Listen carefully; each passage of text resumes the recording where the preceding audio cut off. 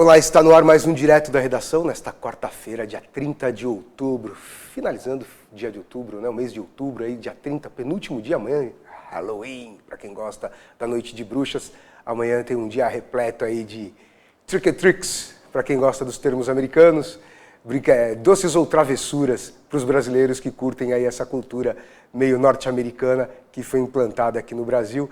Sejam todos muito bem-vindos ao Direto da Redação pela TV Grande ABC, canal 3 aqui em São Caetano, distribuição pela NET, pelo facebook.com/, seu canal regional, e pelo Instagram também, o pessoal nos acompanha. Nosso convidado de hoje, Dr. João Paulo Tavares Soares, presidente da Comissão de Direito do Trabalho da OAB de São Caetano, para a gente falar sobre o Seminário do Direito do Trabalho, que acontece aqui em São Caetano no dia 8 de novembro, a partir das 9h30 da manhã, aqui na OAB, na subseção, na 40ª subseção da OAB aqui de São Caetano, para falar exatamente sobre isso.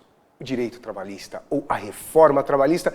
Vou utilizar um termo que o doutor utilizou aqui nos bastidores enquanto o programa estava prestes a começar. É o reflexo de uma crise econômica que se arrastava por um longo tempo. Ele tentou resumir dessa forma o que é a reforma trabalhista. É isso, doutor? Tudo bem, Obrigado Celso, pela visita. Eu que agradeço a oportunidade de estar aqui, poder conversar com os seus telespectadores, com toda a audiência aí do ABC Repórter e da TV ABC. É um prazer estar aqui e poder falar um pouquinho da reforma trabalhista, do direito do trabalho, que é um assunto tão importante. Delicado, né? Delicado, polêmico, doutor, que divide tantas opiniões num país já tão dividido, né? Mas verdade. A gente precisa tentar buscar equilíbrios, consensos e Sim. buscar o melhor, né? E o objetivo desse evento é isso, é pluralidade, trazer ideias diferentes, pessoas de pensamentos diferentes para debater em alto nível e tentar entender um pouquinho o que quais são os impactos, que agora, com 2 anos, a gente já começa a entender para que lado está indo e qual é o... Jurisprudência? Dá para a gente falar em jurisprudência já ou ainda é cedo? Dá para a gente falar em começo de uma jurisprudência, né? A jurisprudência ela começa a se firmar quando os tribunais superiores começam a repetir as decisões. Ratificam, né? 2, 3, 4 decisões, aí já dá pra gente falar em jurisprudência. Agora a gente começa a falar em tendências de jurisprudências, né? Por enquanto. Por enquanto. Então, a jurisprudência vai se firmar, eu acredito, mais uns 3, 4 anos, nós vamos ter uma jurisprudência mais sólida. Mas a gente já tem alguns caminhos, já é diferente o cenário do que há 1 ano atrás, do que há 2 anos atrás. Já tem decisões, já tem casos que chegaram até o TST, já tem um ou outro que chegou ao Supremo, então a gente já tem uma massa... Mas já com uma terceira instância definida? Já... Sim. Por exemplo, a questão da terceirização, que era uma grande polêmica. Se pode ou não terceirizar a atividade fim das empresas. Sim. Isso a reforma trabalhista trouxe também. E o Supremo já decidiu que a reforma é constitucional e é válida e as empresas podem terceirizar. Então aí, nesse ponto, a gente já tem uma linha mais sólida. Para aqueles que não entendem, a atividade fim? Atividade fim é aquela atividade que a empresa foi constituída para fazer. Uma indústria automobilística fabrica carro, uma escola dá aulas e antigamente só se podia terceirizar as atividades chamadas meio, né, que seria segurança, limpeza, isso através de um entendimento de jurisprudência. E aí veio até antes da reforma trabalhista já tinha uma mudança, a reforma trabalhista veio e confirmou que poderia terceirizar tudo, qualquer atividade. Até com uma discussão, inclusive, que faz muito sentido, que hoje em dia fica difícil a gente definir o que é atividade meio ou fim, porque a empresa está envolvida em tantas atividades. Hoje, o trabalho de alguém que está na operação, até numa parte que antes seria secundária, sim, hoje é principal. Né? As empresas mudam de atividade, todo mundo envolvido em todos os processos. Então, essa coisa de meio e fim já ficou um pouquinho difícil. Por isso, o Supremo confirmou e hoje é possível você terceirizar, isso está mais pacificado. Né? No caso de uma automotiva, como o doutor mesmo disse, eu poderia dizer então que o administrativo seria o meio e não o fim. Sim. Porque o fim seria a produção efetiva do veículo. A produção efetiva do veículo, né? Então... Mas hoje em dia isso já não é mais uma discussão juridicamente tão relevante, porque em tese você pode terceirizar tudo. O que a gente vê é que na prática as empresas estão verificando que nem sempre a terceirização é o melhor caminho, porque se elas estão buscando qualidade, controles de qualidade, é melhor produzir dentro da sua estrutura. A gente vê aí nos seminários de direito do trabalho que a gente acompanha um movimento muito claro de empresas que buscam uma qualidade maior, por exemplo, até a própria, usando o exemplo da indústria automobilística, tem algumas indústrias que para os carros mais populares ela terceiriza a parte do processo, mas quando ela vai buscar um carro de elite, top, onde todas aí o funcionário é importante estar lá dentro, porque conhecer o processo de produção, a cultura da empresa. Tudo isso que é tão moderno se falar em cultura da empresa. Você não se faz cultura de empresa com funcionários, com terceirizados, tão longe. Você precisa tão próximo. Precisa estar presente, conhecer a empresa e saber o que acontece ali dentro. Então esse é um dos pontos. A gente precisa desmistificar um pouquinho a ideia de que o direito do trabalho é uma coisa ultrapassada e que o contrato CLT é uma coisa do passado e que não isso está atendendo. Não é verdade. Enquanto existir subordinação entre pessoas, vai existir direito do trabalho, seja o nome que derem para isso. Perfeito. E enquanto for importante ter gente trabalhando dentro da estrutura, então é importante ter cultura empresarial, é importante difundir os valores da empresa, o empregado vai continuar sendo extremamente relevante e o direito do trabalho vai estar aí para proteger esse lado hipossuficiente, que é a função do direito do trabalho. Doutor, no seminário, começa às 9h30 e vai até que horas? Sim, nós temos o seminário, começa às 9h30 e acaba por volta das 5, 4h30, 5 horas. Ou seja, um dia todo, de dedicado discussão, à discussão, ao debate. Exatamente. O seminário ele vai funcionar da seguinte forma, vai ter 2 mesas no período da manhã, na qual vão estar participando praticamente todos os presidentes das comissões do ABCDMR. Então vai ter o presidente da comissão de Santo André, o presidente da comissão de São Bernardo, o presidente da Comissão de Direito do Trabalho de Ribeirão Pires. Todos vão estar presentes na mesa, que a gente quer trazer a região para ver os pontos de vista de todas as OABs, como é que está vendo regionalmente essa questão. Então, vão participar. Nessa mesa vão estar participando, por exemplo, a presidente da Associação dos Advogados Trabalhistas de São Paulo, que é uma autoridade que vem aqui para o ABC também trazer o ponto de vista dela. A doutora Roberta Pegoretti, que é coordenadora do curso da Anhanguera, que traz um lado acadêmico, como é que a academia está discutindo a reforma trabalhista. Com os alunos. Com os alunos, então ela vem também. Então a ideia das mesas é não ser uma palestra, e sim uma discussão mais aberta, que até o público, inclusive, é aberto, não só para advogados, inclusive empresários, sindicalistas, que queiram assistir. Estudantes de direito. Estagiários, todos são bem-vindos. Que quiserem assistir, quiserem interagir, a mesa é para isso mesmo, para trazer perguntas e esses especialistas debater. Depois dessas 2 mesas, um intervalinho para almoço, e à tarde nós vamos trazer 2 palestras com diferenças entre elas. A primeira é do Dr. Diego Petassi, que é um juiz conhecido aqui na região, ele é juiz do trabalho em Santo André, ele vai trazer aspectos bem práticos da reforma trabalhista. O que realmente no dia a dia está impactando, o que pegou mesmo dessa reforma, o que está para os empresários mesmo entenderem, os advogados entenderem o ponto de vista de um juiz, né? E depois vem o Dr. Jorge Pinheiro Castelo, que é o presidente da Comissão de Direito do Trabalho de São Paulo, e é uma autoridade em direito do trabalho, autor de diversos livros, um professor da USP, com livros sobre direito do trabalho para o futuro. Então ele fala uma visão de direito do trabalho voltada para o amanhã. Então já é uma palestra um pouco mais filosófica, que nós vamos olhar para frente. Vamos terminar o evento olhando o que vem daqui para frente. Entendi. Essa reforma trabalhista que foi aprovada há 2 anos, que está em vigor e tem trazido aí muitos debates, muitas discussões, ela resolveu? Ela veio para resolver os problemas que existiam ou ela veio ainda para tentar resolver e ainda muito o que se pensar e muito o que se fazer? Sem dúvida, muito o que se pensar e muito o que se fazer. A reforma...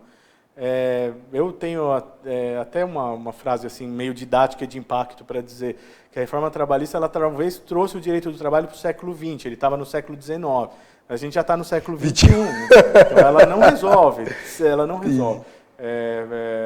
não, tanto do ponto de vista do empregado como não estou falando disso, né? Ela foi uma reforma que buscou equilibrar um pouco e trazer benefícios para a classe empresarial. O mote dela foi esse.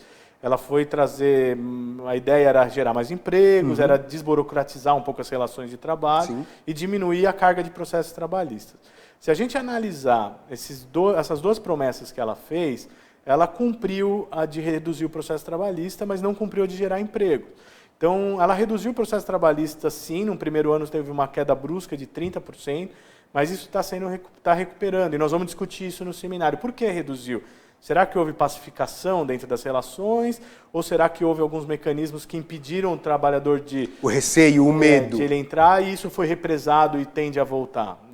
Essa é a hipótese que nós estamos levantando porque teve um instituto, que nós conversamos um pouco antes, que é do honorário de sucumbência, que é fazer com que o empregado pague se ele perder um processo. Isso afastou muita gente da Justiça do Trabalho. Tão 30%. injusto, na minha opinião, tão injusto. Polêmico, é um tema polêmico. Tão injusto, na minha opinião. Não porque eu sou empregado, né? Mas eu acho que discutíamos aqui, ou conversávamos aqui nos bastidores antes do início do programa e falávamos exatamente sobre isso. Um momento delicado, onde ele perdeu o emprego, onde ele não tem mais a fonte de renda dele, onde ele depende ainda do empregador, de uma carta de referência, da liberação da carteira profissional, de todos os documentos para ele dar entrada no seguro-desemprego, e aí ele ainda corre o risco, sabendo que ele tem o direito, ainda por determinadas verbas, determinados valores, só que ele sabe que se ele ingressar com uma ação, ele pode perder todos aqueles direitos que... E tem que pagar o advogado da empresa. Assim, e sem dizer a carta de referência, que a empresa pode, se entrou com uma ação, a empresa pode se recusar a emitir a carta de referência. Aí o grande problema, e esse é um dos pontos da reforma que certamente vai chegar no Supremo. O Supremo vai decidir essa questão dos honorários, porque é extremamente polêmica e tem gente que defende que é inconstitucional isso e tem gente que defende que não. Qual foi o ponto aí?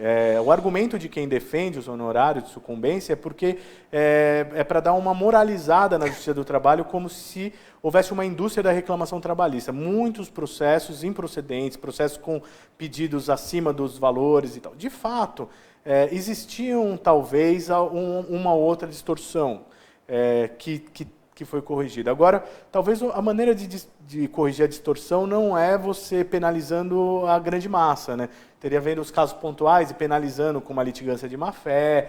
Talvez existiria... Ou se não reduzindo o valor de indenização, você está pedindo 100, amigão, você vai levar o justo, ou de repente o que o juiz ache que seja justo. A questão dos honorários de sucumbência é bastante polêmico na Justiça do Trabalho e talvez seja a grande causa da redução dos processos, né? Mas tudo que é artificial e que provoca esse tipo, existem caminhos que começam a contornar. A advocacia trabalhista de reclamante começa a se adaptar a essa realidade. O que ela faz? Ela entra com um processo anterior só para discutir se o empregado tem razão. Antes de entrar com a reclamação principal, ele vai discutir algumas provas. Olha, um documento, uma ação declaratória, que a gente chama, que não tem sucumbência. E aí ele consegue driblar isso aqui e entrar depois com um processo. Ou seja, existem mecanismos e a advocacia começa... De atalhos ou de saídas pela direita ou pela esquerda. Não é assim que se resolve. Né? Não é, eu entendo particularmente que os honorários de sucumbência para reclamante é problemático. É problemático porque, de alguma forma, muitas vezes o reclamante ele não sabe, não é má fé, ele não sabe se ele está certo ou errado. Nos casos de doença ocupacional, por exemplo, ele sente a dor, ele acha que foi uma doença que causou na empresa, mas só a perícia médica vai dizer. O LER, né? A lesão por esforço repetitivo. Por exemplo, ele sente no ombro uma dor e ele tem uma função de digitação. Ele acha que é do trabalho, então ele entra com uma ação para comprovar. Mas é só uma perícia que vai dizer. Determinar. Pode ser que a perícia dê positiva e ele ganhe uma grande indenização. Pode ser que dê negativa e ele perca a ação. Será que é justo fazer com que, uma vez que ele perdeu, ele ainda tenha que pagar? Se nem ele sabia, não é má fé. Ele teve que se submeter a uma perícia. Perfeito. É isso. Doutor, vou pedir uma licença. A você que acompanha direto da redação, não sai daí não. A gente já volta a gente vai para um rápido, breve comercial e já volta. A gente vai falar sobre o futuro. E já volta.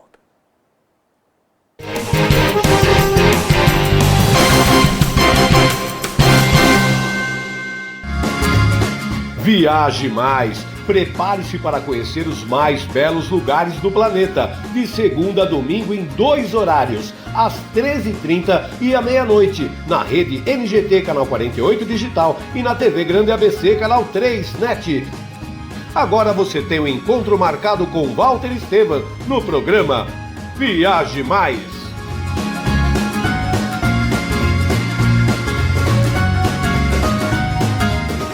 Com a Juliana Flores, você está a um clique de deixar alguém ainda mais feliz. Entrega de presentes, flores e momentos únicos em até 3 horas em todo o Brasil. Juliana Flores. Pior que não ler jornal é ler apenas um jornal. Leia, assine e anuncie no Jornal ABC Repórter. 4224-4789. Se você é notícia, foi ou vai ser, ligue para a nossa redação ou mande um e-mail para redação@jornalabcreporter.com.br. ABC Repórter, ou diário. www.jornalabcreporter.com.br. Ei, quer saber como escolher a sua escola de inglês? Não pergunte pro boneco do posto. Não pergunte pra esse monte de gatos da sorte. Não pergunte pra essa estátua. Nem pra esse cara sem boca, né? Não pergunte pra essa boneca havaiana, pra essa turminha aí ou pro rapaz dessa foto. Mas esse balão de barba vai saber, né? Nah. Pergunte pra quem já faz IASIG e faça a escolha certa. Agora no IASIG você pode falar direto com nossos alunos e pais de alunos, tirar suas dúvidas e descobrir todos os motivos para estudar inglês aqui. Fale com a gente, fale com o mundo. IASIG, você cidadão do mundo. Sejam bem-vindos ao restaurante Vital Brasil. Quartas e sábados, a melhor feijoada é aqui. Com pratos diários e variados, carne, peixe, frango, parmegiana, estrogonofe, rabada e a famosa feijoada. Ligue delivery no fone 43186818 e faça seu pedido sem taxa de entrega. Rua Vital Brasil 328, Bairro Oswaldo Cruz, São Caetano do Sul. E às quartas e sábados, vem experimentar a melhor feijoada da região. Agora deu vontade, né? Então vem, restaurante Vital Brasil. Hora do almoço, Goiás Espetos Bar Restaurante. Bem-vindos ao Goiás Espetos Bar. Ambiente agradável, ótimo atendimento, buffet com frango, costela, feijoada, peixes, parmegiana e muito mais. Self-service com suco natural e sobremesa grátis. Ligue delivery no 4227-4229 ou WhatsApp 98381-5068 com localização privilegiada na Avenida Goiás 182, São Caetano do Sul. Venha almoçar aqui no Goiás Espetos Bar e Restaurante.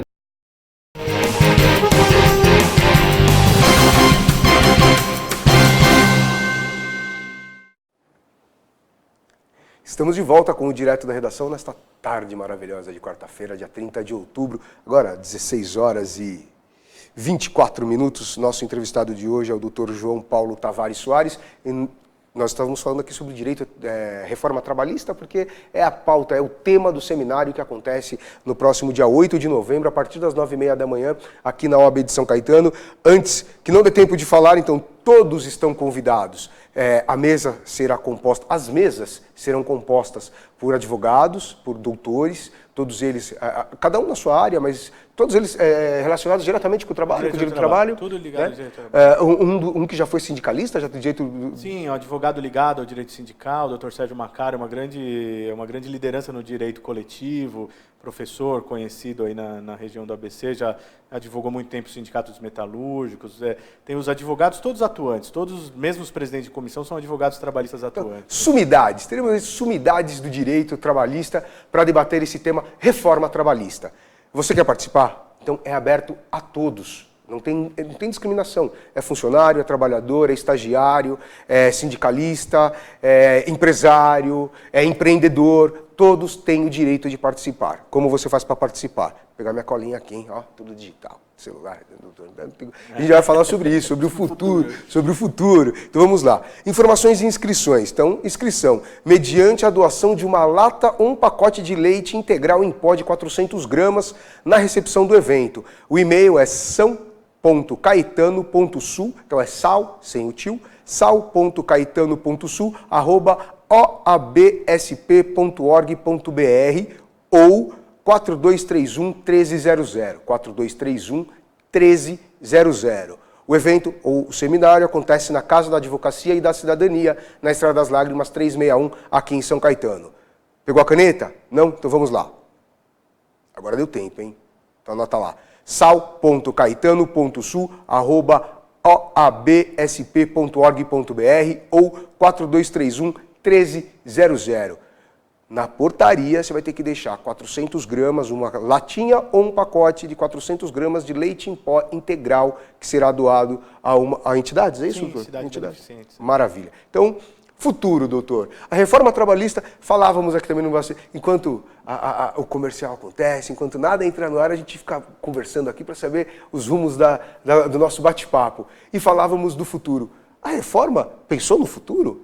A reforma trabalhista foi pensada para o futuro ou ela foi pensada para o momento, agora? Ela tem alguns poucos aberturas para um futuro que já emergiu, né? Que a gente já vive no presente, a gente já vê o futuro, né? Chegando e a reforma, alguns pontos ela toca, mas muito pouco. A gente, na verdade, daqui a muito pouco tempo a gente vai estar falando de uma nova reforma.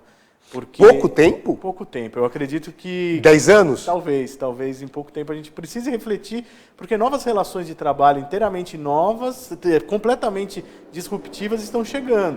E a gente precisa refletir como que a sociedade vai resolver isso. Doutor, antes, a gente está falando de uma reforma trabalhista depois de praticamente quase 100 anos. A gente veio do tempo lá De Getúlio Vargas, de 1932. Sim. Então, estamos em quase 2032, praticamente 12 anos aí para 2032, 90 anos para uma reforma. Sim. E o doutor está falando daqui 10 anos uma nova reforma. Porque a gente está acelerando. Justamente, a CLT ela veio num tempo que a gente vivia o período da segunda Revolução Industrial, onde as fábricas viviam num sistema fordista de produção. Perfeito. Aquela produção em linha, né? Sim.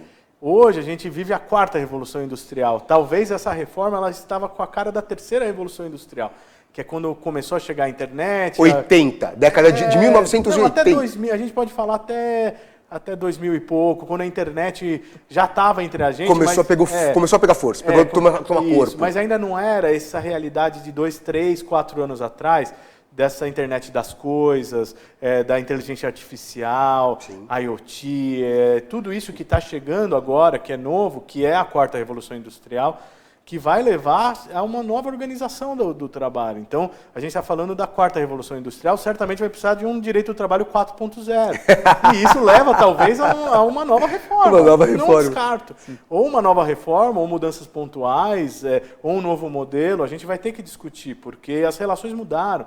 Então, o Dr. Jorge vem discutir isso um pouco com a gente. Então, muito mais fluidas, líquidas, aquela relação antigamente que a gente vivia a carreira inteira dentro de uma empresa, isso não existe mais. As pessoas se vinculam, se desvinculam nos seus âmbitos familiares, pessoais, tudo muito menos rígido, né? Tudo dinâmica, tudo rápido, é efêmero. Inclusive, passou, já foi. Agora, a vida mudou e é tudo assim...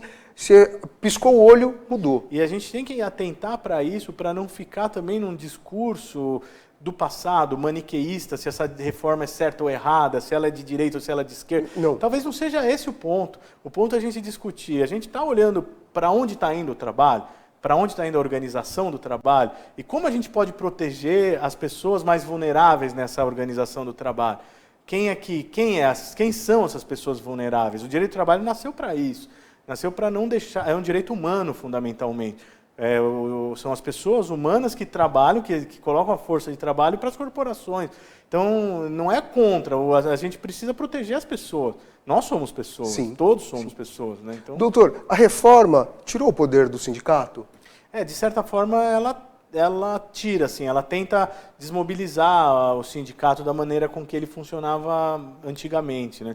Porque ele dava voz coletiva para o ente individual, ou seja, aquele funcionário que antes teria que barganhar sozinho, o sindicato veio para aglutiná-los, colocar todo mundo, o que é bom para todos? Quem concorda, quem não concorda, a maioria concorda, então democraticamente a maioria concorda, vamos defender o que a maioria acha que é interessante. Sim. Função do sindicato. Hoje o sindicato perdeu essa força. Os sindicatos estão vivendo um tempo de muita reflexão. O sindicato tem que também, diante dessa grande transformação tecnológica, e da maneira com que as pessoas se relacionam dentro do ambiente das fábricas, do ambiente de trabalho, também é um pouco anacrônico e antigo essa relação dos sindicatos com as pessoas. Os sindicatos também têm que se reinventar. Tem que se reinventar. Então, a lei, de alguma forma, ela foi prejudicial, sim, ao sindicato, em alguns pontos de uma maneira agressiva e injusta, não teve uma reflexão correta nisso, mas os sindicatos precisam aproveitar essa oportunidade e buscar novas formas de representatividade e trazer de volta o empregado para entender a força que tem eles trabalhando em grupo junto com um bom sindicato representativo. O que acontece? A reforma trabalhista ela entregou uma parte, que foi mudar a questão do imposto sindical, que deixa de ser obrigatório, dar força para algumas negociações, mas ela desmobilizou os sindicatos sem dar alternativas dos sindicatos se reorganizarem. Porque a gente tem no país uma coisa que vem da época também do Getúlio, do antigo formato, que é a unicidade sindical. A gente só pode ter um sindicato em cada unidade territorial de cada categoria. Então a pessoa não pode, se ela é um metalúrgico no ABC, ela não pode escolher o sindicato. Ela é necessariamente obrigada... o sindicato dos metalúrgicos do ABC. Perfeito. Num modelo mais aberto, onde talvez ela pudesse escolher o sindicato que melhor a representasse.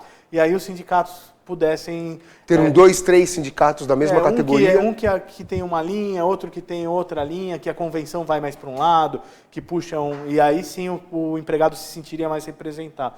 Mas do jeito que está, não existe muito essa questão. Então, essa flexibilidade. Então, foi uma meia reforma, uma reforma que só tirou força, mas não deu instrumento para o sindicato também buscar essa reinvenção. Ela veio assim mais que para forçar o sindicato, como o doutor mesmo disse, se reinventar. Se reinvente. Você vai ser obrigado a se reinventar ou você está fadado a desaparecer. Sim, mas ela fez uma questão que foi muito cruel do ponto de vista dos sindicatos, que foi tirar a contribuição compulsória, que, no meu ponto de vista, é até correto tirar essa contribuição, porque é uma liberdade sindical da pessoa estar ou não filiada, só que poderia ter sido feito de uma forma mais com transição, discutindo, porque você tirou de uma hora para outra sem dar uma fonte de custeio. Isso desmobiliza de uma hora para outra. Não interessa para a sociedade não ter sindicato forte. Não interessa. Interessa para a sociedade ter sindicato representativo. Sim. Agora, a gente tinha problemas sindicais, um monte, justamente por essa unidade sindical, que criavam-se feudos, sindicatos que não representam ninguém e que estão há muito tempo perpetuando uma estrutura de poder sem ter representação. Esse é um problema, deveria ser combatido, mas talvez também não com esse remédio. A reforma aplicou talvez o remédio errado. Remédio errado. Maravilha, doutor, estamos chegando ao final do Direto da Redação. Obrigado pela presença. Então, lembrando a todos que quiserem participar, advogados que não forem compor a mesa, advogados, futuros advogados, estudantes, estagiários, empresários, empreendedores, sindicalistas, todos estão convocados, todos estão convidados a participarem do seminário, Seminário Direito do Trabalho de São Caetano do Sul, dia 8 de novembro, a partir das 9h30 da manhã, na Estrada das Lágrimas, 361, na Casa da Advocacia e da Cidadania, aqui em São Caetano. Para fazer a inscrição, na hora. Ah, eu não sabia. Não tem como falar que não sabia. A gente está falando aqui, segunda vez, terceira que eu estou falando. Entrega de uma lata ou de um pacote de leite integral em pó de 400 gramas na recepção. Mais informações, sal.caetano.sul@oabsp.org.br, sal.caetano.sul@oabsp.org.br ou 4231-1300. Recado dado, convite feito. Doutor, obrigado. Eu que agradeço a oportunidade. Agradeço ao presidente da OAB, o Dr. João Paulo Borges Chagas, que esse evento faz parte desse ciclo de eventos que a OAB tem feito, para trazer mesmo o advogado, o estagiário, o estudante de direito e também toda a sociedade civil, empresários, sindicalistas, como você falou, todos bem-vindos na Casa do Advogado para a gente discutir esse tema tão polêmico, mas tão importante para a sociedade. Então, venham debater, venham conversar, venham entender, venham fazer parte dessa mudança, uma mudança tão necessária para colocar o Brasil no lugar que ele precisa, no trilho do crescimento econômico e desenvolvimento. É isso que a gente precisa. A você que acompanhou o Direto da Redação, obrigado pela companhia, obrigado pela sintonia e até o próximo programa. Tchau.